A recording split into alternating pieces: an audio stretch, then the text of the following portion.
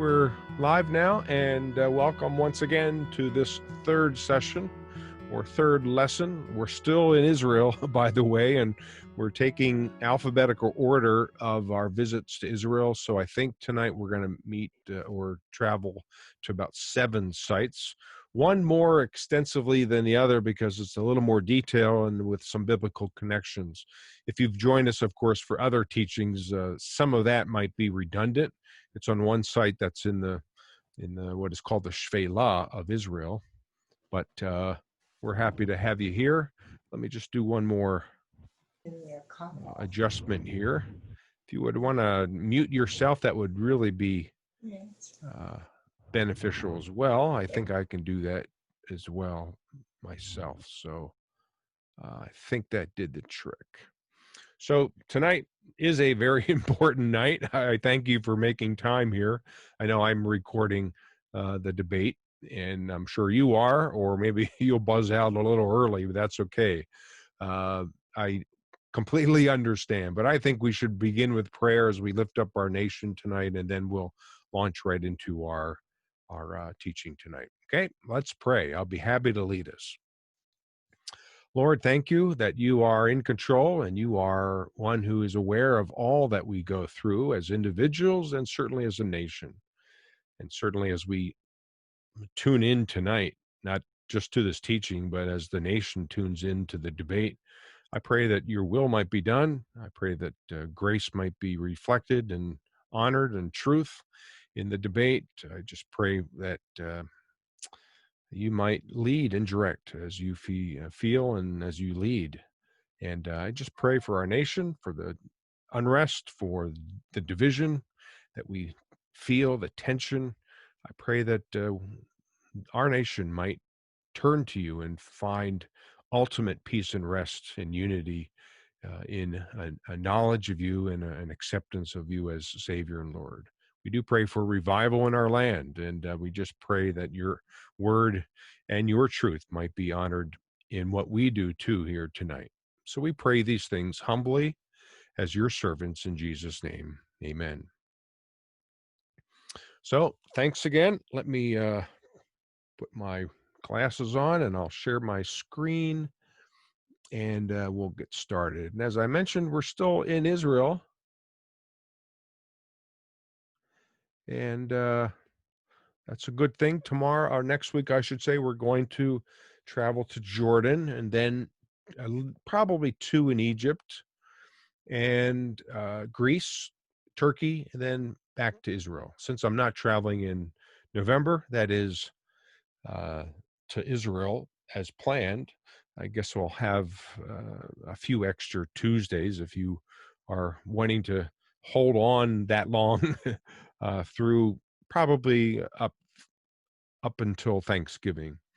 That's probably what we'll do as we join together. So again, we are in Israel, and if you've joined us for the first 2, we've gone from Arad, starting with alphabetical order A, and then now we're in the H's. And by the way, I forgot to mention this. I just posted this morning the first session. Now, if you're here and you didn't see the first session, it's on YouTube now, and that link will be posted. If not, maybe it is posted already on our website somewhere, but you can watch that, and session 2 will be posted next Tuesday. So we're basically a week behind in posting these sessions, but take advantage of that, and certainly feel free to browse around our other videos that we have on our YouTube website or channel. So we're going to start with Herodium. We have to go back to a guy named Herod the Great in 20 BC. He built the temple in about 33 BC or 36 BC, maybe finished in 33. Masada, Machaerus was another fortress that he built. Jericho was a winter palace, of course, in Jericho, about 18 miles east of Jerusalem. But here we have yet another palace fortress. It was about 8 or 9 miles south and east of Jerusalem, called Herodium. Again, I honor my mom and dad who actually excavated the pool here. This was a freshwater pool down here among the ruins before the top of this artificial hill. And I'm calling it artificial because it was really expanded by Herod the Great when he built this. Incidentally, Herod the Great died in Jericho in 4 BC. He became king in 37, but in 4 BC, his body then was transported here to Herodium and buried. So Herodium is about right here. It's sort of right on the edge of the Judean desert with the hill country of Judah. So if Jerusalem's here, we go sort of south and a little east into the desert to a place called Herodium. So this is the view of the Judean desert, the nice lower hills of Bethlehem. Bethlehem's only like 4 miles west of Herodium. And you can see the different topography, the desert towards the east and the hill country here in front of us. But when we get closer to this tell, or this site, I should say, a few things come into view. Just barely here, the theater that was actually built here right on the side of the slope on the west side of this site. And then they're presently excavating here an archway. It's called a royal archway, and this was the main entrance into this palace fortress that was defined by 4 towers. In fact, you can see one of them still preserved on the top. It was one tower that was larger than the other 3. And then Herod the Great's monument and his tomb was right here. Of course, nothing is here anymore, just the base of it. But it's a good picture of some of the excavations. And of course, we're, again, primarily in this presentation and teaching all throughout, we're using drone pictures that I've taken to give us sort of a bird's eye view of these sites. So with this angle, of course, we're looking down into the bowl, quote unquote, of Herodium. In fact, if you look on the horizon, right, let me see if I can spot it. Yeah, in that area here is Jerusalem and the Mount of Olives and the Temple Mount. So that's how far we can look on this day. We're looking directly north. But looking at the site itself, I had 4 towers. This was the largest one. And of course, inside this bowl, there were many, many things. There was a synagogue that was actually later used as a synagogue by the Bar Kokhba people. These were people, Jewish people, who led the second revolt against Hadrian in the 2nd century AD. There was a very beautiful bathhouse here. In fact, the bathhouse that was extracted from this area is now at least displayed in the Israel Museum. And then right here are some steps that go down into a huge cistern system. So this fortress had plenty of water. In fact, it was the Bar Kokhba revolt people who found refuge here, who really utilized the cistern and the water that it contained. But a great perspective here from a bird's eye view of this palace fortress. Just off the top left of the picture would be Bethlehem. It would be one hill over from this one. Here's a picture I snuck in a couple trips ago of the excavation that's still not open to the public, but you can see the royal arches now exposed. So all of these are Herodian, and they basically come up from the theater area. And of course, we're interested in this Herod the Great guy. He had 3 sons, and of course, they're mentioned in the Bible too. But think of Jesus, the redemptive plan of God, born humbly in Bethlehem, just a few miles west. And yet, when Herod, the guy who built this, the guy who was buried here, when he saw that he was mocked of the 3 of the wise men, remember the wise men eventually come, and of course, Herod is informed of that. Wise men are looking for Jesus, but when the wise men come, you can see that he did some unkosher things. He slew all the children that were in Bethlehem, and in all of the coasts thereof, from 2 years old and under, according to the time which he had diligently inquired of the wise men. It's mentioned in Matthew 2. So Herod the Great, King Herod, king of Judea, um, yet was nothing in comparison to the King of Kings and Lord of Lords, Jesus, who was born humbly just a few miles away. Displayed in the Israel Museum is his sarcophagus. And only a few pieces actually were found by a guy named Ehud Netzer. My mom and dad dug with him back in the 70s, actually.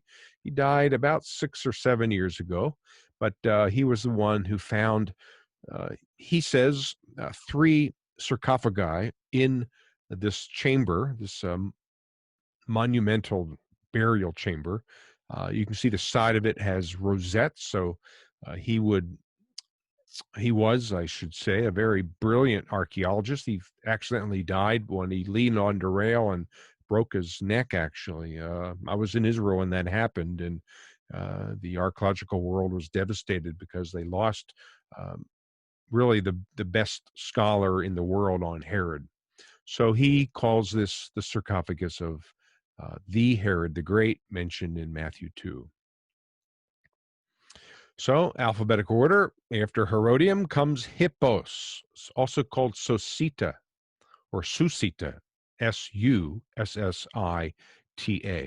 It's on the southeast corner of the Sea of Galilee. We're looking basically from the southeast corner across the lake to the west side. And it's one of the Decapolis cities. So we're about right here. So we've moved from Judea up to the Galilee area. Today, this is in the Golan Heights. So the view from this site is spectacular. This was a more of a cloudy day, an afternoon actually, when the sun was about to set in the west. You can see right across the Arbel Cliffs, the plains of Gennesaret. Capernaum would be over here a little further north. But this site was a Roman site and really developed, I think, mostly in the Byzantine period. Now, the Byzantine period is between the 4th and 7th century AD. So the Byzantines, of course, were Christian. Constantine was the emperor, and yet they built a series of, what's the count, 5 or 6 different churches throughout the Byzantine period, and these are some of the church structures that are left. So even while this was a city, a very pagan city during the days of Jesus, one of the 10 Decapolis cities, it actually turned into a very Christianized site. You can see some of the rooms. Here's probably one of the sanctuaries of one of the chapels. I'm not as familiar with this site and the specifics of the archaeology as other sites, but again, the view is spectacular. And when I think of this particular site, I think of not only the Decapolis mentioned in the Gospels, but I think of this story from Mark chapter 5. As Jesus was getting into the boat, the man who had been demon possessed begged to go with him. My guess is Jesus got into the boat somewhere around here on the west side, probably the northwest side of the lake near Capernaum. Verse 19, Jesus did not let him. So we're sort of skipping here from the first verse. You know the encounter, by the way. The demoniac comes and meets Jesus. He's demon possessed. He's just causing all kinds of issues to himself. He's scraping himself with stones, and yet Jesus exorcises the demons, and he sends them out into the swine or the boar, and they go running down the cliff into the water. But I guess that's the story leading up to verse 19. This man then, transformed by Jesus, wanted to then go back with Jesus to the other side. Now, this man's probably, well, more than probably, no doubt a Gentile, because all of this, with the exception of Gamla, all these cities were Gentile cities on the east side. So he wants to go with Jesus, and yet Jesus did not let him. We'll pick it up here in verse 19. But Jesus said, go home, I love this, to your own people and tell them how much the Lord has done for you. and how he has had mercy on you." So the man went away and began to tell in the Decapolis, there's that term, how much Jesus had done for him. And all the people were amazed. So you think of the testimony of this man, who, of course, is transformed by Jesus, completely transformed. He's now a believer, and he wants to tell, um, he wants to go with Jesus, but Jesus says, go tell your home, go tell your town, go tell other people in the Decapolis, probably Gadara and Jerash, other Decapolis cities, and Beit Shan, just south of the Sea of Galilee. Just think of the impact that this one guy probably had. And of course, we can't really be certain, but could it be, going back to this site here, could it be that the influence of this man, even though it was in the first century, could it be that by the time the fourth century rolls around, there were pockets of believers, Christians, all because of the influence of this man? And then when the Roman Empire becomes Christianized under Constantine, could it be that because of the influence of that one guy transformed by Jesus, this city basically became a city filled with church after church after church? I love that connection, and of course the impact and the potential that this man had as he becomes um, a believer in Jesus. So our third site, Jericho. This is a newer drone video or a picture from the video, and you can see the site is not a large site. You can see almost the northern end of the site, and we'll see, of course, the southern end. It's only 9 acres in size. In fact, the tell, or the ancient site, came across this modern road. It came over this direction to the water source, because we know that the water source was inside the city. So let's look at our map. Jericho is right here. I'm sorry, right there it is. And it's just north and a little west of the Dead Sea. So we were just up here to Hippos, and now we've traveled down the Jordan Valley to Jericho. I think Jericho, and this is a good picture here of how the road actually in modern times cut away part of the tell. Right there, that tree marks the spring of the city. And of course, archaeologists would uh, probably agree that the spring was inside the city. But anyway, you can see the size of the tell. And of course, we're looking north, and our interest is in these two walls here, the two double walls of the city. So this is the south on the left-hand side of the picture, one wall exposed and the second wall exposed. Now, you can see that there are two different types of walls here. One is a stone wall called a revetment wall. It served as a retaining wall, essentially. But then, as in other Middle Bronze and even early Bronze, but especially Middle Bronze and into Late Bronze cities, that would be late in Middle Canaanite, mud brick was also used. It really was well used here because lots of mud brick has been located. So this picture gives us an idea of the size of these retaining walls on the south. They are stone walls, and now can you picture a mud brick wall on top of this outer wall?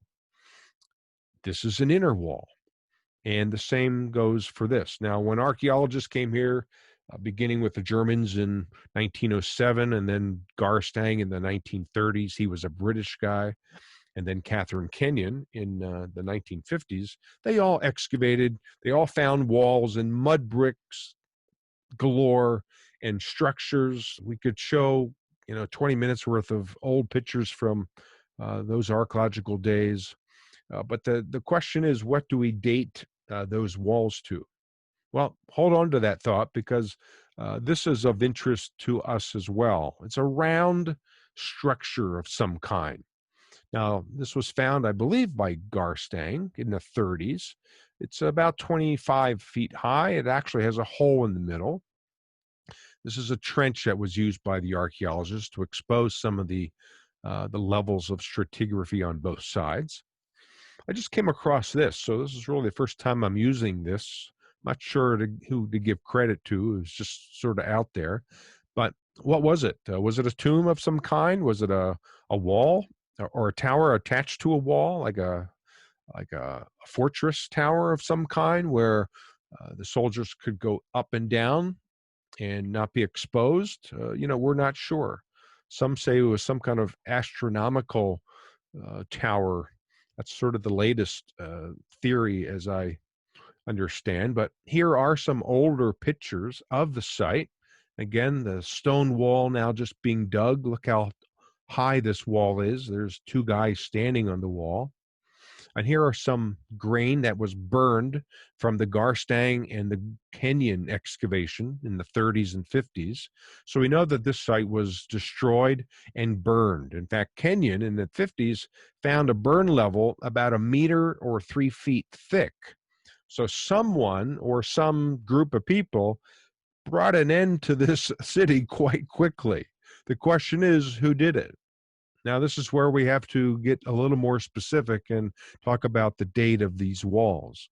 Kenyon decided, based on her findings and really missing one particular type of pottery, she dated these walls to about 1550 BC. That date might not mean much to you, but the Bible seems to chronologically place the conquest of Jericho in about 1410. So if these walls date to 1550, and if Kenyon says that the city was destroyed then, well, her conclusions were, well, when Joshua was supposed to be here, according to the Bible, there was no city for him to destroy. Therefore, unfortunately, she concluded that the Bible must not be historically accurate. Now, I don't think she's correct there. She's wrong in her interpretation. We have a guy, an archaeologist, a friend named Bryant Wood, who was the former director of Associates for Biblical Research. Scott Stripling now serves as that director. A great ministry. My dad actually served on the board way back in the 70s with David Livingston. But anyway, Bryant Wood, PhD in archaeology. His paper was on late bronze pottery, so he seems to know late bronze pottery. He went and redated, or at least reanalyzed, all of Kenyon's pottery, every single sherd, and he concluded that the type of pottery that should date this wall seems to date to this late bronze period, which means this wall was standing in the time of Joshua, and no doubt was at least the retaining wall without the mud bricks still today, but the same retaining wall that Joshua saw. So that really helps us understand uh, archaeology and how it really fits well with the biblical narrative. So you're seeing two walls that actually Joshua saw. Of course, after circling the city 7 times, the city was destroyed and conquered and burned. One of 3 cities burned, of a total of 31 cities taken according to Joshua 12. Now, Jerusalem, of course, we could spend weeks here. We could spend the whole rest of the class in Jerusalem. So all I did is took a few aerial pictures together here, 5 or 6, and then we'll move on. But just know that Jerusalem, this perspective is one of the best, I think. The other perspective is, of course, from the Mount of Olives here that we see to the east. So if we're looking at topography, of course, this ridge called the Olivet Ridge. To the west of it is the deep valley called the Kidron. One that winds, you really can't see it from this angle, one winds around the south end of the city, the old city, which I'll define in just a moment, is the Hinnom Valley. And then this little parcel of land there that I'm pointing to really was all there was to the city of David, or the city of Salem, as Abraham knew it, or the city of Jebus, a new name. The Jebusites lived there, and David conquered it from them. But just to the north of the city of David is, of course, the Temple Mount, and you can barely see the Dome of the Rock there. So we're looking straight south to north, up the Kidron Valley to the old city of Jerusalem. Jerusalem is right there, as we saw before. It's in the hill country of Judah. So this perspective of the Mount of Olives, of course, Jerusalem, the city, is lower, reminds us of Psalm 125, doesn't it? As the mountains surround Jerusalem, so the Lord surrounds his people, both now and forevermore. But this picture is spectacular, thanks to Bill Schlegel's son, Isaac, who took this picture with his drone. This is not my picture, but you can see the crest or the top of the Mount of Olives right in front of us. And then on the other side, on the upper part of the picture, you can see now the old city walls coming into view. The old city itself is really not old, at least the walls. They date to 1537 AD, built by Suleiman the Great. And I'm now defining the Temple Mount. Of course, most of these walls, the upper part, are Turkish, although there's Herodian stone here on the southeast corner, certainly Herodian stone here on the south corner, and of course on the west side, this is where the western wall or the Wailing Wall is. We can't see it from this angle. But the Dome of the Rock, this is where the first and second temples once stood. Please, please, please do not fall for the, I'll call it a hoax. We'll call it fake archaeology, pseudo-archaeology. And those who suggest that the Temple Mount was not here, but it was south on the northern edge of the city of David. There's a new theory that suggests that, I think for eschatological reasons. That means they are hoping for the building of the third temple. And if the temple was not here where the Dome of the Rock is, of course, high sensitivity area, because this is a holy Muslim site, the third most holy site in the world. So to deal with that challenge of if the temple should be rebuilt, what's going to happen to the dome?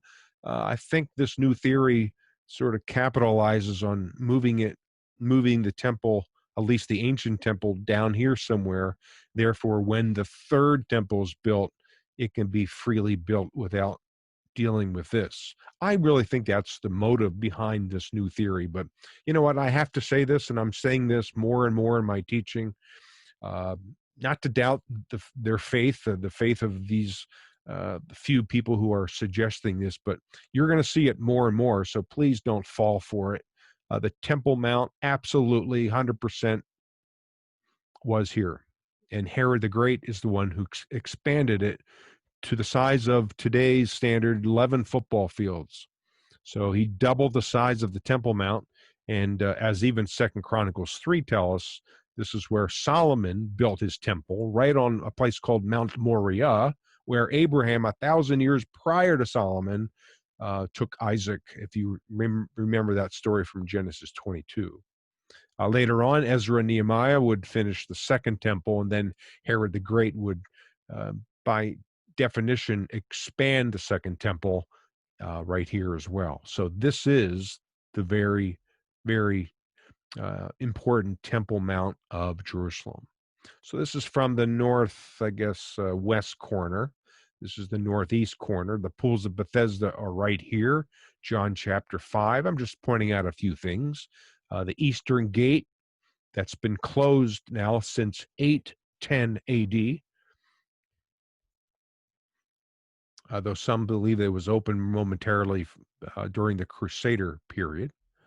The Western Wall, the most holy place for Jews, is over here. And of course, you can see not only the Dome of the Rock built in 691 AD, a Muslim site, but you can see the El Aqsa Mosque built about 20 years after the dome. And this is on the south side of the Temple Mount. So this particular perspective, before we leave Jerusalem, is from the west. Now we see the old city walls. This is on the south side. This is the west side. This is the Jaffa Gate. Right here in this area, I'm pointing it out, inside and south of the Jaffa Gate is the place where Jesus was condemned to death by Pilate. This was Herod's palace, excuse me.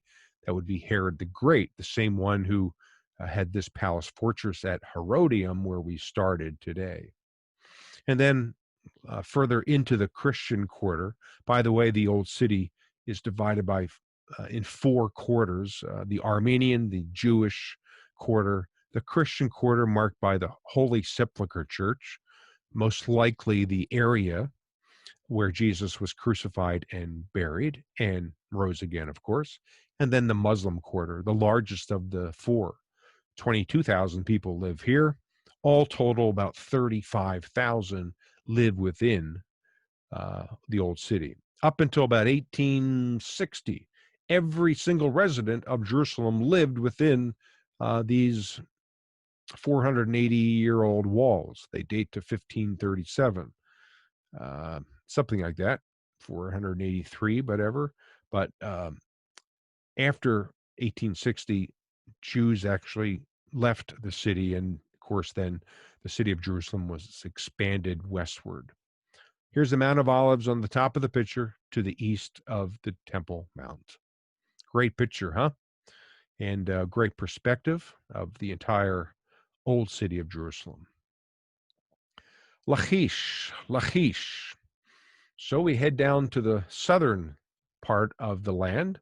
Actually, this southern area between the hill country and the coastal plain. We call this area the buffer area between these two regions, and we call this the Shvela. The Shvela. And Lachish is about right there it is. Yep. It's about 30 miles from Jerusalem, south and west. So I'll go back to this picture, and it's about 30, I think it's close to 35 acres, and some really neat things that connect us to the Bible was discovered there, actually very recently as well. Although a few of the ruins and discoveries have been decades before. So here's maybe a model of what the city looked like. Like Jericho, it was a double-walled city in the time of the Judean kingdom. After Rehoboam built the palace here, it's mentioned in 2 Chronicles 11, not specifically the palace, but he refortified this city. We have a very well-fortified city that did not endure the attacks of the Assyrians at the end of the 8th century, in 701 BC specifically, but also it did not endure the attack and the total devastation of the Babylonians. So this city has seen some destruction. Now, before all of these walls were built by the Judeans, here, by the way, is the double gate that we'll talk about later on. This city, back in the days of Joshua, was destroyed in 2 days. It's mentioned in Joshua chapter 10. So here is I guess it would be the south end of the site. You can see it's a big hill. So we have many, many layers of ruins underneath. Only a few sections have been excavated. By the way, I'm always looking at context here. So we're looking sort of north and west, and we can begin to see some of the other hills of the Shvela in the distance. But getting back to the site, you can see some excavation here. And of course, this massive palace, most likely built by Rehoboam right there. In fact, we see it even better in this picture. So here's a newer part of the excavation. I think this happened last year, and they found a more 10th century wall, a fortification wall. They found part of it down here, or up here, I guess, to the north, but they found part of that wall here. In fact, here it is. You can tell that I took this picture maybe it was just past January or February when we were here. But so you can see the green compared to the fall picture. But this is part of the new excavation, and most likely the fortification wall right here. This is a 30, let's call it 2,900-year-old wall, maybe a 3,000-year-old wall. It's pretty impressive. But leaving that area back here with a fall picture, let's see what the gate complex looked like. There was a double wall here, like I said, inner wall here, outer wall, the outer gate, and the inner gate. So gates were important. Of course, gates were a place where the judges ruled, officials sat. In fact, at some sites, we found an official seat, probably where the judge or the official sat and made a ruling of some kind. It was a cultural thing. In fact, the Bible talks all the time about gathering at the gate, like Boaz in Ruth chapter 4. Boaz and Ruth, of course. Boaz meets and they decide that he can become the kinsman redeemer, the Goel in Hebrew. And of course, he then marries Ruth. But a gate like this would have been very defensible. So, outer wooden gate, stone towers, and this is what's left of these stone towers, and chambers within this outer gate. And then if you got through the outer gate, well, you still had to get through the inner gate. And this gate, as we'll see in a moment, they found some very interesting things there. But before we leave that, right here in this chamber, 1935, they found this piece of pottery. Now, look at the pottery. It has writing on it. It's a inscription. They found, is it 18 or 20 of these letters? They call them the Lachish letters. And this one is number 4. Thanks to a friend of mine, Dr. Chris McKinney. He's one of the lead archaeologists at Tal Burna. Had a chance to dig with him this past summer. Well, not this past summer, but last year, I guess. He happens to know the curator, this guy, who has the 4th letter, as it's identified, in his hand. That's pretty cool, because this dates to about 2,600 years old. And there it is again. And this is what it says. It's written in a Paleo Hebrew, a sort of an earlier form of Hebrew, read from right to left, just like Hebrew is read today. And it says this: "And your servant is not sending him there anymore. But when morning comes around, and may my Lord be apprised that we are watching for the fire signals of Lachish, according to all the signs which my Lord has given, because we cannot see Azekah." Now, what's the significance of this? Let me just say that this dates to the time of the Babylonians being here and conquering the land.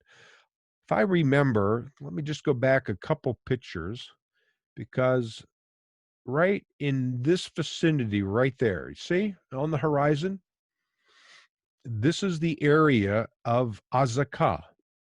So imagine that when the Babylonians are surrounding this city, apparently according to that ostraka, that's what it's called, ostrakhan, singular, ostraka, plural, it seems to indicate that Lachish and the city called Azekah in this area here were the only ones left.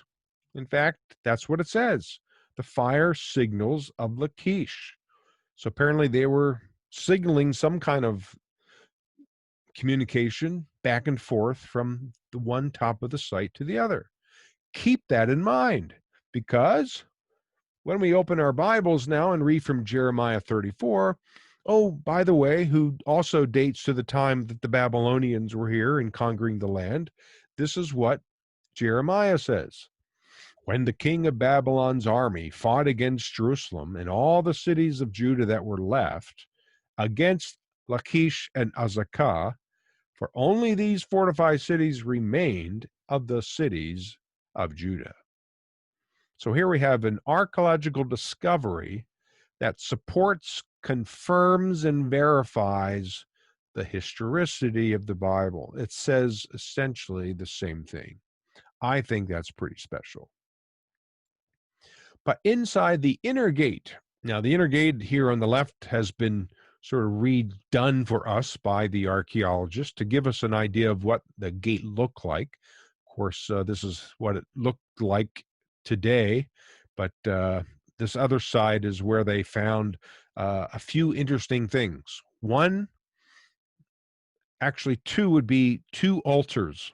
In fact, you can just see barely what's left of the horns of the altar. Here's one altar, here's the second altar. It's underneath this bulk wall, as it's called. So what in the world is an altar, as in a Jewish altar, doing in a gate? Well, here's the altars again. So this must have been some kind of cultic location. But why?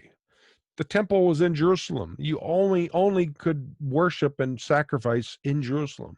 What in the world is the temple doing here?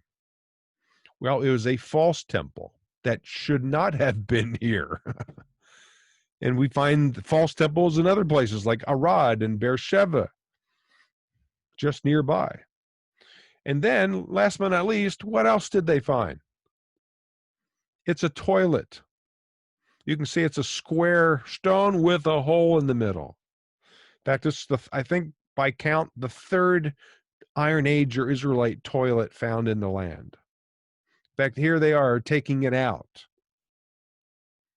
So isn't that interesting? There's a toilet in the gate next to the cultic place where they found an altar. What in the world is going on here?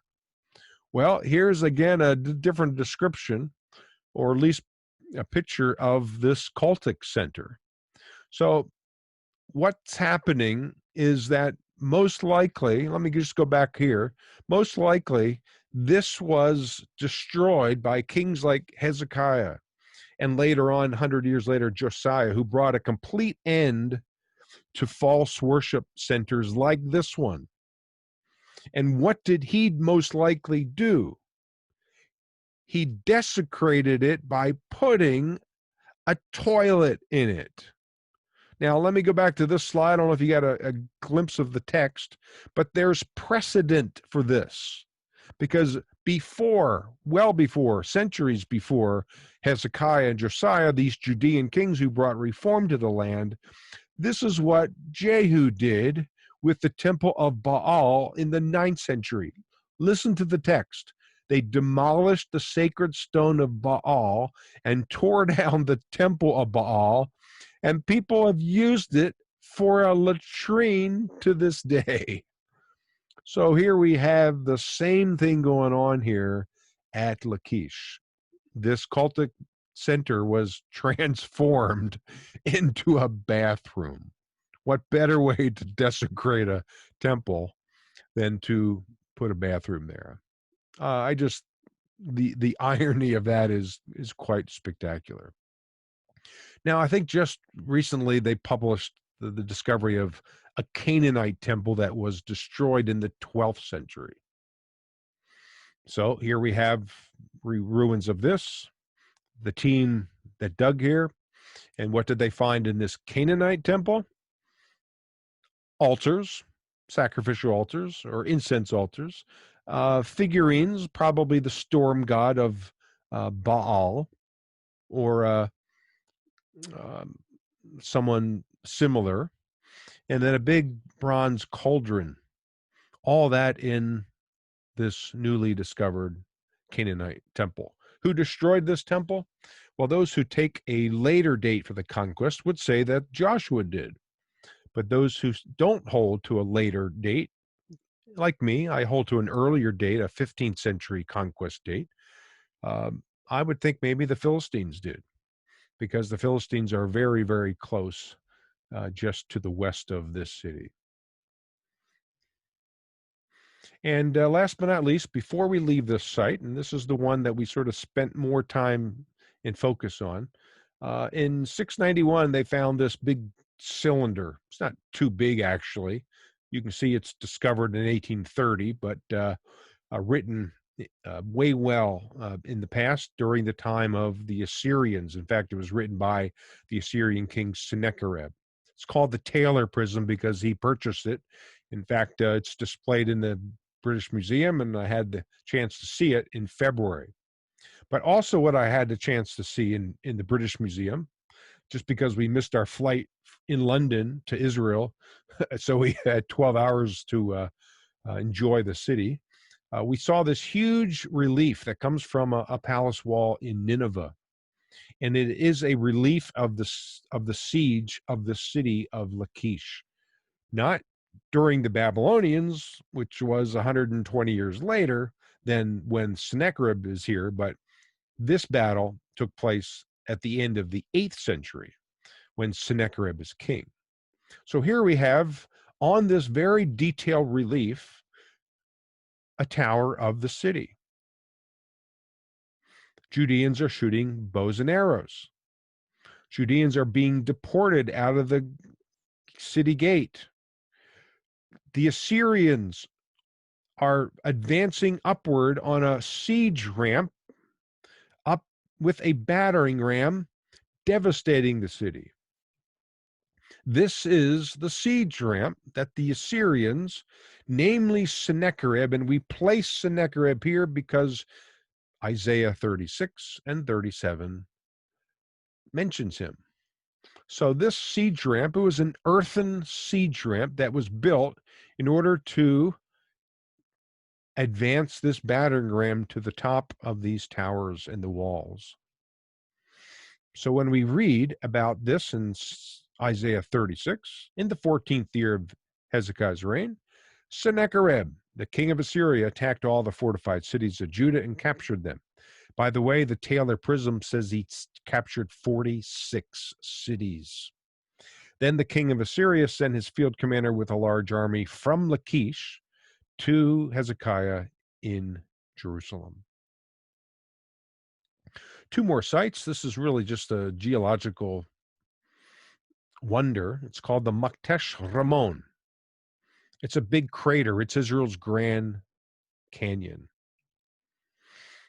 And here it is. In fact, I don't think I put a map in there. I might have forgot about it. So it's way down here. See if I can place that in front of you. It's way down here, and Lachish was up here where we just were. So we're down here in the south to this big crater, actually. It's called the Maktesh. That's what it means. And you can see how amazing this is geologically. I think it was formed as a result of the flood. I'm a young Earth guy myself. Others would think that and say that a sea of some kind was here, and this over millions of years took its form and shape. But it's quite spectacular. All kinds of rock formations and different kinds of geology, rocks that is, but pretty amazing.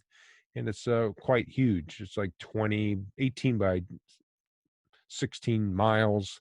And we actually drive through it today. So the last site for tonight is this place called Tarichaea or Magdala. And we're looking at the harbor of the city. I was wondering if I had a map here too, and I forgot to put my map again. So just for showing you where it is, we're back up to the Sea of Galilee, and we're about right here on the very west side of the lake. So before we advance to the other slides, this is the harbor. Now notice the water today is much lower, and we know the water had to come up this far because there are places where it gives evidence where boats were tied off on stones with holes in them, like mooring stones. I think that's what they're called. Correct me if I'm wrong. But we know that the water level of the lake was much higher than in this picture. Although after this spring, by the way, it was about up to here. Not quite to the harbor, but it was as high as it has been since 1992. But the harbor here is where Jesus sailed into. It's mentioned in Matthew 16. He sailed into the city called Magadan. In one translation of the Greek, it's probably Magdala. So here's another angle of the harbor. And if you were to dig anything underneath here, you can see you would not have to go too far down to find ruins. It's just barely underneath the surface of the ground today. In fact, all of these ruins, in fact, they found a couple mikvahs here. These are the only mikvahs in the whole land that had actually a pipe that fed fresh water into these mikvahs. What is a mikveh? It's a ritual bath. You would have immersed yourself uh, by going down these steps in a certain amount of water. It had to be clear enough so you can see your hand, and then you walked up the other side of the steps. You were ritually purified in a Jewish sense by immersing yourself in a mikveh. Again, a pipe fed this mikveh. In fact, I think there's 3 of them here, maybe 2 or 3. But found, let's see, would it be 10, 12 years ago now? Although I think I remember reading that well back decades, they thought they may have found some kind of public room, but they were not quite ready to call it a synagogue. Well, here's an early picture of the excavation. We can see the original benches of this synagogue and even the mosaic, sort of a sidewalk outer area of the synagogue here. How many people do you think could fit here? Maybe 50, 60 at most? This is what it looks like today. In fact, we were able to, it was about 6, 7, 8 years ago, we were able to sit in this synagogue, and we heard a lecture share about the findings of the synagogue over the course of about a 15-minute lecture. In fact, they closed the excavation off that day because, get this, the lead archaeologist's son just turned 13, and he was going to do his bar mitzvah in this synagogue, in the original 2,000-year-old synagogue here at Magdala. How unbelievably cool is that? So here's the synagogue as it looks like today. Of course, we can't go in it, but if indeed Jesus taught here, that means he would have walked right over here, over those stones, into the synagogue, probably used this stone here, sort of called the sort of like a platform stone, a bema, if you will, where the scroll of the law or the prophets were kept, and that appears to be it appears to be have been found right in the middle of the synagogue, and you can of course see the benches around the parameter of this. Here's a closer look at this particular stone. The one that we see here is a replica. In fact, they have 2 replicas at the site, but I believe this is the real one. I'm not sure where it is. It should be in the Israel Museum, but the menorah and the amphoras, so very Jewish symbols, and certainly Jesus would have seen the real one himself, as he would have taught here. Of course, Mary Magdalene is one who was from this city. So Matthew 9 helps us place Jesus in synagogues like this. By the way, one of only 7 synagogues that date to the time of Jesus. Although I guess I could technically mention another one, the 8th one, but generally speaking, just a handful. So Jesus went throughout all the cities and villages, teaching in their synagogues and proclaiming the gospel of the kingdom and healing every disease and every affliction. When he saw the crowds, he had compassion for them because they were harassed and helpless like sheep without a shepherd. So while the Pharisees and the religious leaders failed in their responsibility to be shepherds to the Jewish people, both in Jerusalem and in the Galilee and everywhere in between, Jesus fulfilled that purpose, and he taught about the kingdom in synagogues like that. So that concludes our Traveling Tuesday. And as you see, next Tuesday, the 6th, will be our next session. So again, you'll have to pre-register and pre-register with a password as well. Let me just unshare my screen just for a moment. And we'll get back to this angle here. So anyway, that's my teaching. And again, I hope it's bringing some context to you or for you as we explore these sites, making these biblical connections. And as I mentioned earlier, next week we do go to Jordan, although there's many more sites in Israel yet to see, and yet we'll probably reserve that until November. So hop on when you can, and if you can't, no problem. I'll place the teaching on our YouTube channel, and you'll find that link on our homepage, and I think most of you get an email from me. Now, if you don't get an email from me, please email me at drjohn@biblicalisraeltours.com. That's the name of our website, biblicalisraeltours.com. And I will make sure that I put you in our database. I send our emails out to, I think it's close to 7,000 people now. So if you're not on that list, that's sort of how I notify others about what we are doing, videos and all that. So I'll be happy to join or have you join us, and I'll add your name and email to our list. Okay. So with that, I'll hang out again. So I'm not going anywhere. If you need to, please do. And if you want to hang out and ask a question, I'm here. So again, thank you so much again. And we'll see you, God willing, next Tuesday. Okay. Thanks and shalom.